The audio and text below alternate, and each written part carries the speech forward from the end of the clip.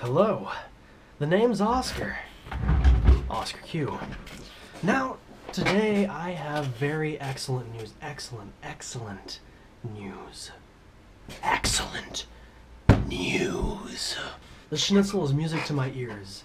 This morning, I kind of woke up afternoon, but when I woke up, I checked Twitter, and I saw that Metal Gear Online, their page, because I've been keeping up with them, I've been posting on them a lot, as you can imagine, and they basically released a long list of updates. A long list of things that they are going to be putting in an update that is planned for sometime next month in November. And as I read through this list, I found myself ecstatified because they are fixing so much of what I've talked about and more. And I was seriously, probably today, I was going to make another video about more things that I keep forgetting to mention, and they're even mentioned some of those that they're going to work on. So I'm here to inform you about this. This isn't even me reviewing the game or anything like that. I'm here to just tell you about this wonderful news that they've actually paid attention to our feedback, and they're trying to make things right. I'm very happy, so I'm just going to kind of like try to skim through and summarize what they're working on this patch coming up. So, CQC balance adjustments is up first. One-hit CQC knockouts following up a sprint seem to be used quite often, and it has an overpowered effect.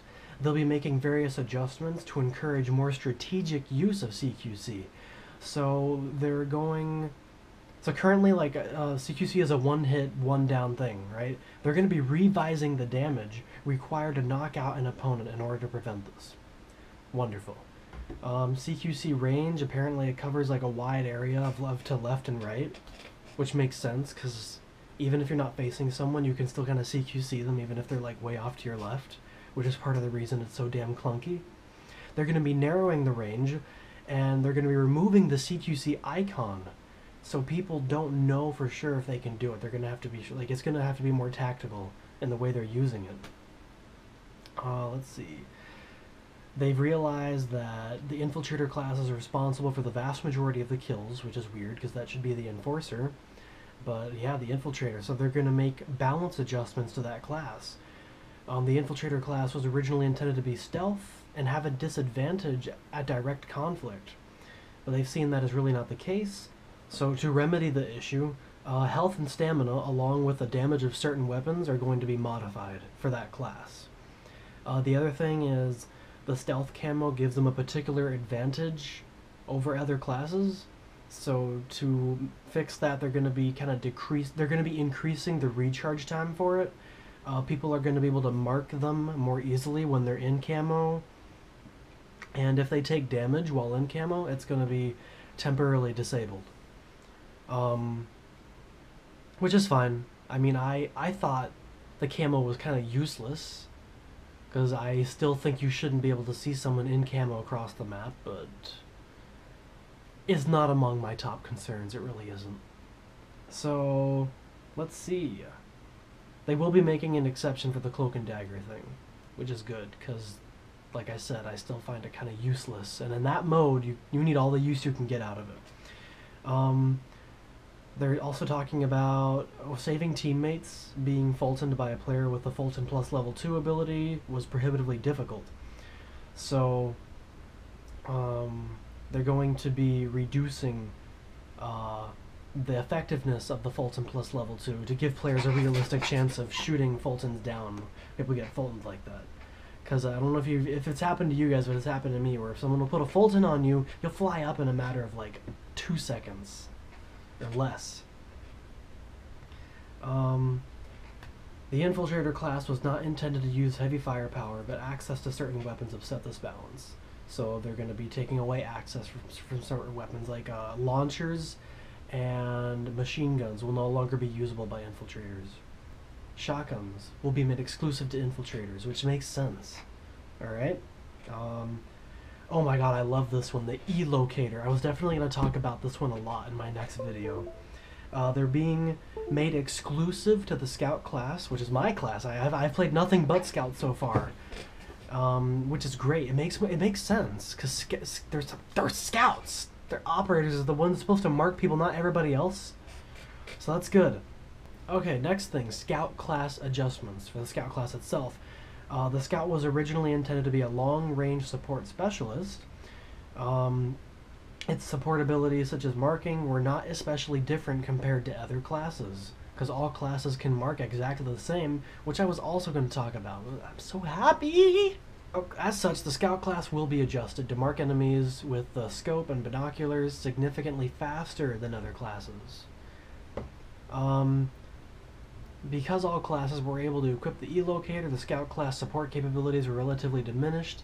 As mentioned, the E-Locator will be changed to a Scout exclusive item. Scout class adjustment number 3. The Scout was designed to have standard abilities compared to other classes, but the Scout often loses in a head-to-head firefight against infiltrators. So, one adjustment they're planning so far is to increase the Scout's maximum health, which I'm telling you Scouts need. Because I cannot tell you how many times that as soon as I'll be spotted and someone will have the jump on me, I will die before I can get to cover, even though I'm right next to cover. Like, I'll die when I'm behind cover. That's how little health we have. Adjustment number 4. When aiming through a sniper rifle, the scope sway was too high, making it very difficult to get a shot off on people. Really? So they're going to be decreasing the sway, the scope sway, in first person, making it easier to aim at enemies with a sniper rifle. Next thing is, those Scouts were designed to be like long-range support. They still had access to guns like grenade launchers and shotguns, which is true. Well, I don't know about the shotgun part. I haven't gotten any shotguns yet. But, oh no, yeah, you can equip an underbarrel shotgun and underbarrel grenade launcher to your, like, assault rifle. So technically, I guess. So in short, they're going to be taking that away. Because they already said shotguns will now be exclusive to the infiltrator, and launchers will become enforcer exclusive. So Scouts will just be stuck with long range shit and that one assault rifle. So now they're going to be talking about the enforcer class specifically. Although it was intended to be high defense heavy weapon specialist, the enforcer capabilities were sufficiently different compared to other classes. So machine guns will now be enforcer exclusive weapons, and the E-Locator can no longer be used by them, as we already know. The enforcer's health was set to be higher than other classes. However, in practice there was not a significant seemingly difference, so they're going to be increasing the health of the enforcer class. Okay, I suppose. I mean, I'm sure I won't complain about that when I play as an enforcer, so I guess it's all fair and dandy. Oh my god! Oh my god! This one I was going to definitely talk about in my next video.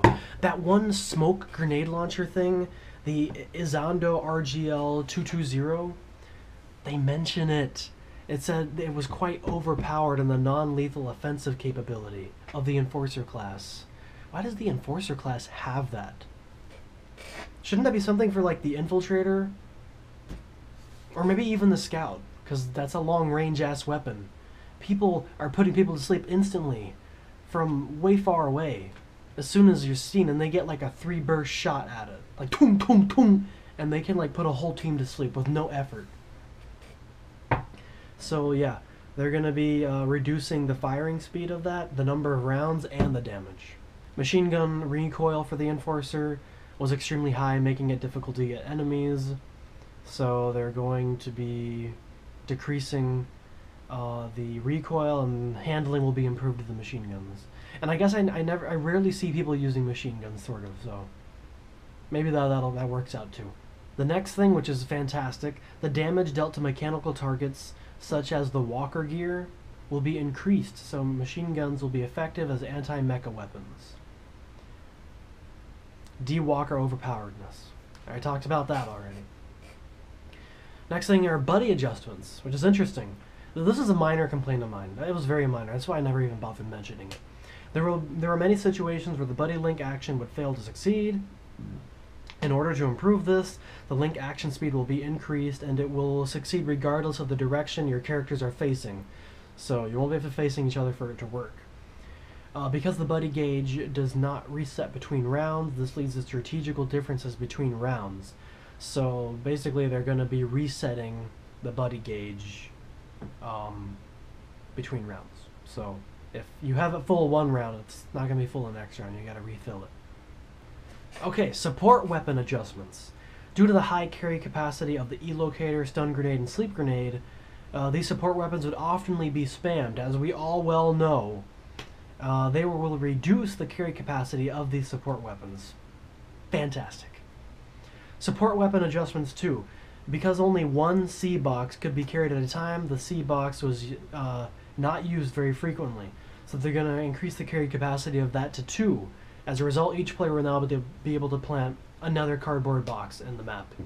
I never use the cardboard boxes. I find them to be quite useless. I mean, I've seen some people have success with them, but you have to be a little retarded to get caught by those. Okay, next thing, walker gear adjustments. There have been reports of the walker gear being too strong, and we have confirmed via our data that there are proportionately too many kills with the walker gear. Really? I'm glad you discovered that. Therefore, the damage caused by the walker gear's Gatling gun will be reduced. In addition, walker gears and anti-air emplacements will be made more susceptible to damage. Movement adjustments. Because the overall movement speed was slow in relation to the map size, players often sprinted long distances, especially when playing comm control. To remedy this, movement speed will be increased overall, and sprinting will last longer. That is the one fix that I very much disagree with. Sprinting is already kinda too fast as it is. People are always sprinting across the map in every single mode.